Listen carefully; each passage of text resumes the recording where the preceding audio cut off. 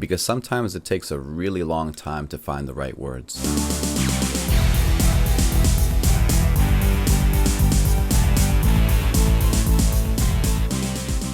The following 4-part episode is titled For Men, Women, and Children, and the topics are simple. Issues that have become so loud and unfortunately unavoidable in our culture today that are having what I believe to be a devastating and catastrophic impact on the lives of men, women, and children all across the West and beyond. Number 1, demonization of men's rights and blind allegiance to feminism. Number 2, child predators and sexual groomers. Number 3, the alphabet activists and social contagion. And number 4, aborted lives and accountability. And I was going to do the episode at the beginning of the year, and some of the clips and stories are things that I've saved as long ago as October 2022. I decided to shelf it because, and obviously now that you know the topics, it deals with issues that some people are very uncomfortable exploring in any serious and truthful way, because with the truth these days... In today's world, when truth conflicts with narrative, it's the truth that has to apologize. But since the protection of innocent people is too important to ignore, and we either pay a price for silence or speaking out, but we do not get to not pay a price, let's do it anyways and try to be adults about it. Thank you. In this episode, all 4 parts are brought to you by Words Are Not Violence. Kicking, biting, scratching, punching, for example, are. Telling kids to use your words is and always has been a good idea. That's because reasonable people understand that words are not violence and are an alternative to violence, a better alternative, always. Chris Rock even said recently on a Netflix joint called Selective Outrage that, what did he say? Anyone who says words hurt has never been punched in the face. And now, back to setting myself on fire. You know, we're just going to do the best we can with all of this, and I've not enjoyed hearing out both sides of the political and ideological spectrums. The idea was to pick apart my own thoughts and views on this stuff before I even began to understand what my position is on any of this and why. Because I've learned to recognize that if and when this world needs fixing, it likely begins with the person attempting to do any fixing. I seriously believe that change does not begin with external demons, but rather with internal ones. Or a smarter way to put it would be, you don't look for the purveyor of malevolence outside yourself. It isn't someone else, even though sometimes it's someone else. You know what I mean? It's like there are identifiable perpetrators, but that's not precisely the point. The point is something more like that the proper place for the encapsulation of that malevolence, at least the proper place to start, is within the confines of your own existence. Most of my friends are men, women, and children, and some of these men love and marry some of these women, and some of these men and women make smaller men and women called children, and I like all these people. I feel good when they have victories, and I don't enjoy seeing them in pain or being preyed upon. So keep in mind that that's where all of this is coming from. The same part of me that stood up for anyone who bullied my baby sister or even tried. Call it the protector side, for lack of better words. If someone were to have asked me my thoughts on men's rights or feminism just a few years back, I would not have had any idea what to say. Neither topic really hit my radar like that until like 2017 when I voluntarily attended the very first Women's March in DC. That's me in a pussy hat when I thought it meant fuck Trump and his outlook on women.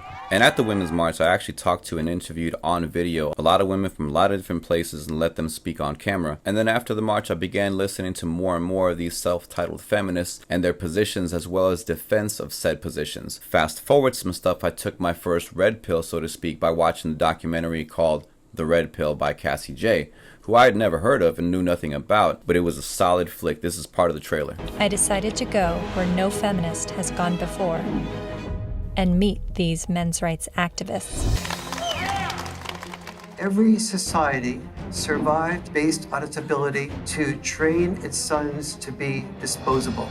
The U.S. government does not want to send you to die. It would rather send me to die. 93% of workplace fatalities are men. 4 of 5 suicides. The family court system truly is biased against men. I mean, there's just no question about it. How can anybody not be angered by it? But if you start to talk about those issues, people get hostile. You are f***ing scum. We're somehow disempowered because we're white men. Maybe it's just because you're pathetic. Is the men's rights movement the gender version of the white nationalist movement?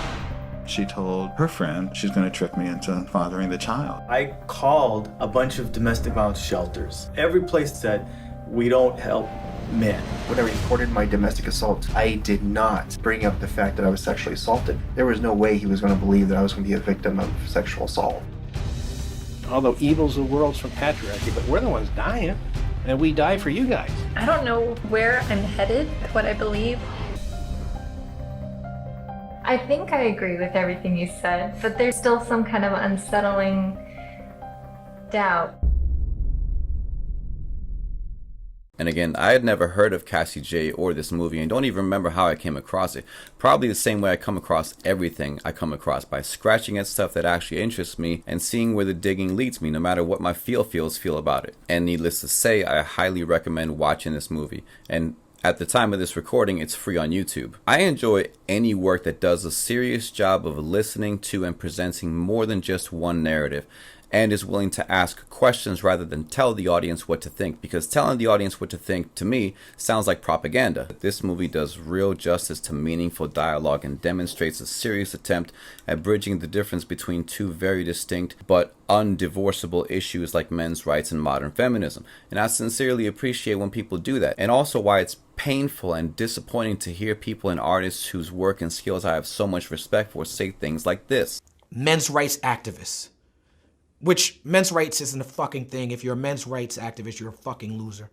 I just had to say that. See, I've always believed and still believe Talib to be a really smart guy, and cannot imagine that this, if you're a men's rights activist, you're a fucking loser, would be his position after like a sit down with Cassie J or anyone who can better define the term men's rights like the movie does. It's actually seriously important that we get our definitions right, because first of all, the world is currently manipulating language more and faster than ever before, and second, because if we don't understand what each other is talking about to begin with, then we can't have a real conversation or even attempt to actually solve any problems, whether interpersonal or broader. To me, men's rights as something that I can get behind, as something that is to be supported and fought for, sounds something like this: equal rights and protection as well as opportunity for merit-based advancement. And feminism to me as something that is to be supported and fought for, something that I could get behind, means something like this: equal rights and protection as well as opportunity for merit-based advancement.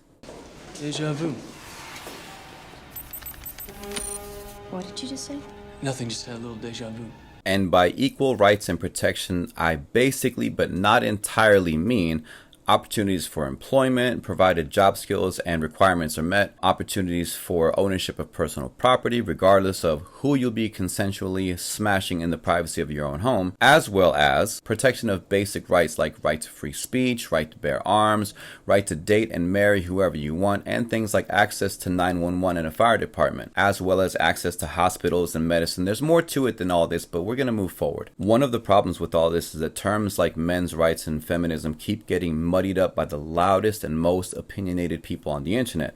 Still, I'm happy to report two things. One, all of my social media consumption has not been for nothing, because two, there are still some sane people out there in the world, and here are just a few. Starting with a not famous random woman I came across on TikTok on a channel called Alpha Male Rehab, who gives me solid Aunt Vivian vibes from season 1.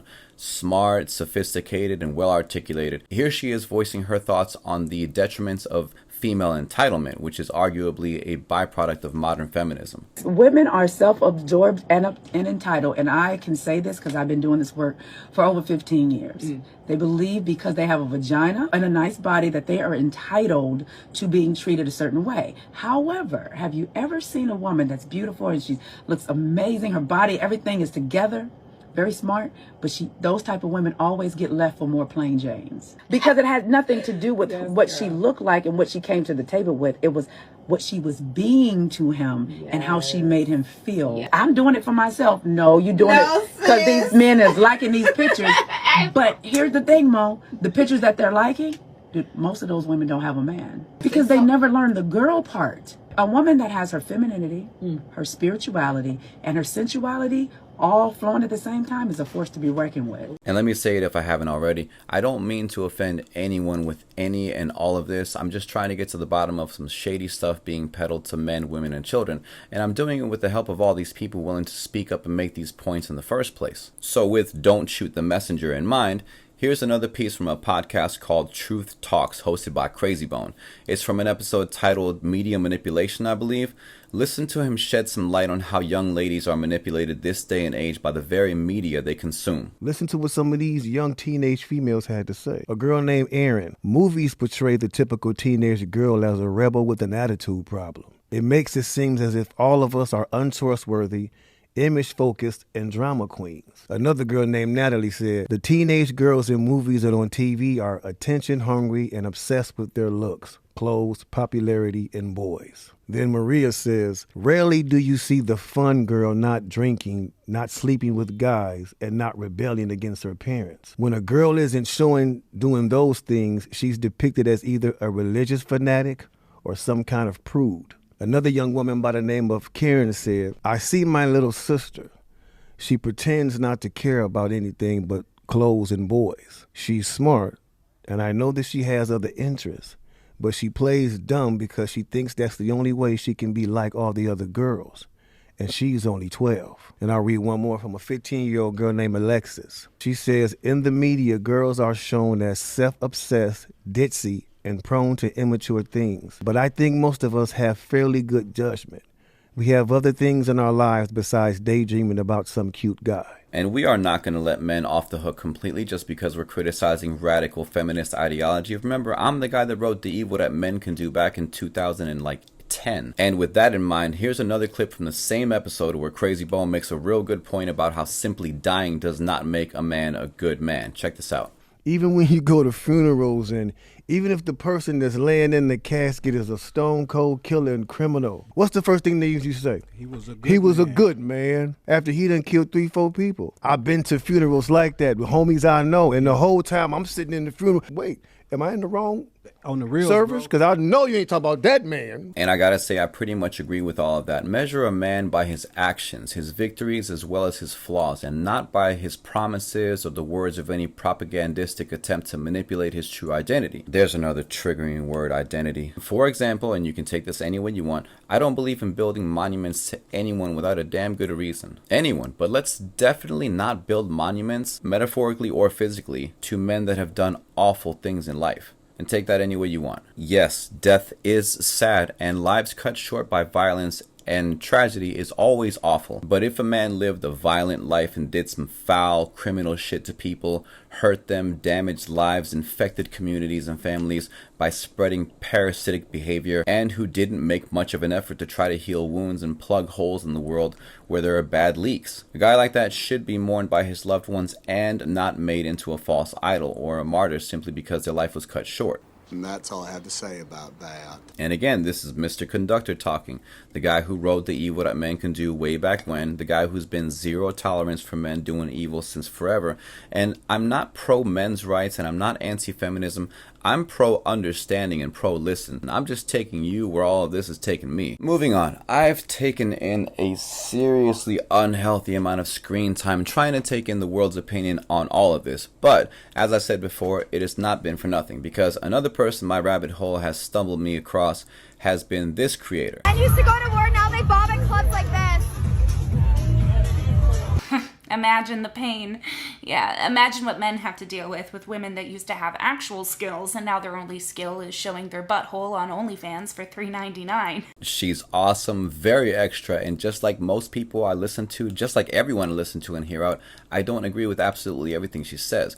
But her videos make very good points about double standards between men and women, and she has no problem calling out men as well as women. And I listen to her for the same reason I listen to anything that I listen to try to better understand our world today, where nothing makes sense, but don't question anything or you're a bigot and you're canceled. Now let's move on to a more comedic take on all of this men's rights and modern feminism stuff, because yes, there can be some humor involved in calling out all this bullshit. It's all a matter of how it's done. Take this guy for example, who goes by the handle Machuli, spelled M-A-T-C-H-O-O-W-L-Y, who I find funny and interesting. Listen to him in this clip making a really good point about gender equality and encouraging women to support each other. What is it that you think we need y'all for? Honestly, nothing. Because really, women are just as capable as men.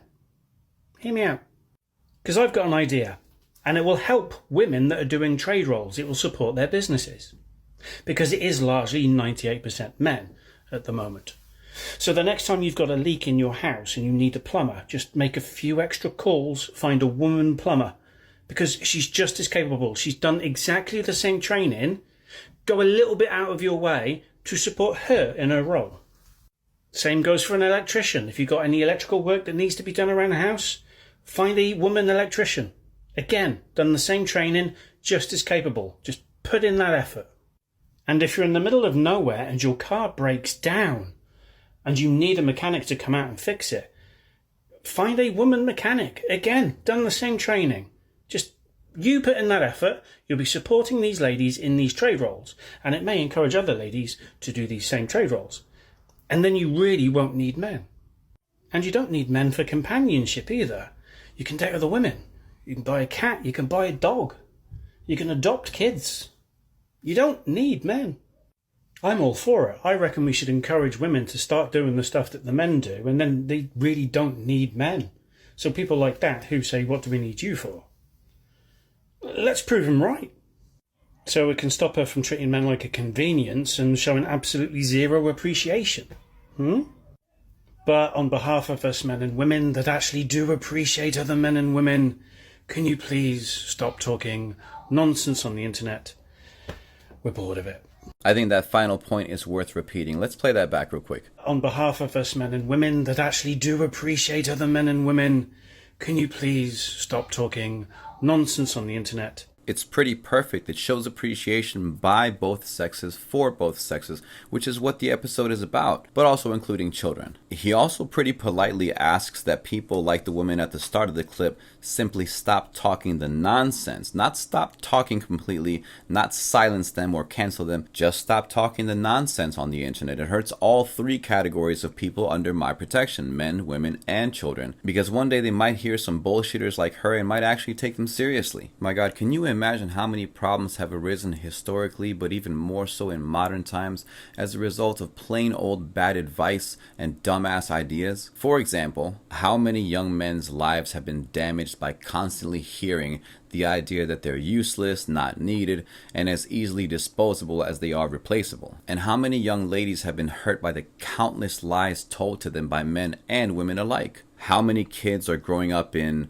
unmarried households, broken homes, and dangerously neglected environments as a result of so many men and women being fed bullshit in their youth, then taking that bullshit out into the dating scene, acting selfish, being irresponsible, and hurting others with the consequences of their actions? Like, I know you could never get a number or an answer to a question like that, but it makes me wonder. I'm all for accountability and responsibility. I've also learned that the why matters just as much as the what when it comes to horrible things that happen. We don't deal with the why first, obviously. We deal with the what first, but we don't not deal with the why.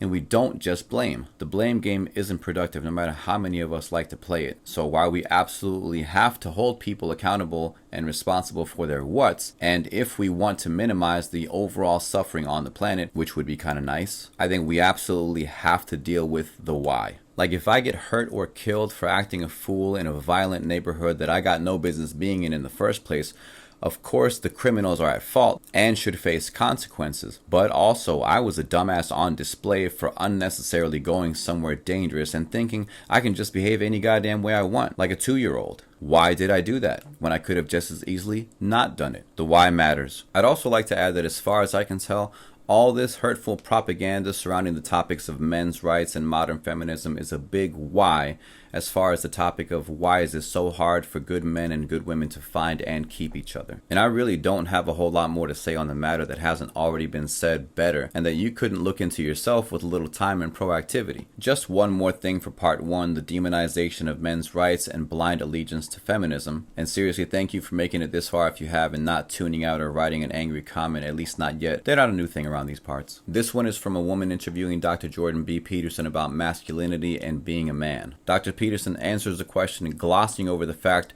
that a question like this even needs to be asked in the information age. The question being, so it's okay to be a man? It's okay to be a man. It's not okay. It's necessary. What the hell are we going to do without men? You look around the city here, you see all these buildings go up. These men, they're doing impossible things. They're under the streets, working on the sewers. They're up on the power lines in the storms and the rain. They're keeping this impossible infrastructure functioning, this thing that works in a miraculous manner. They work themselves to death. And often, literally, the gratitude for that is sorely lacking, especially among the people who should be most grateful.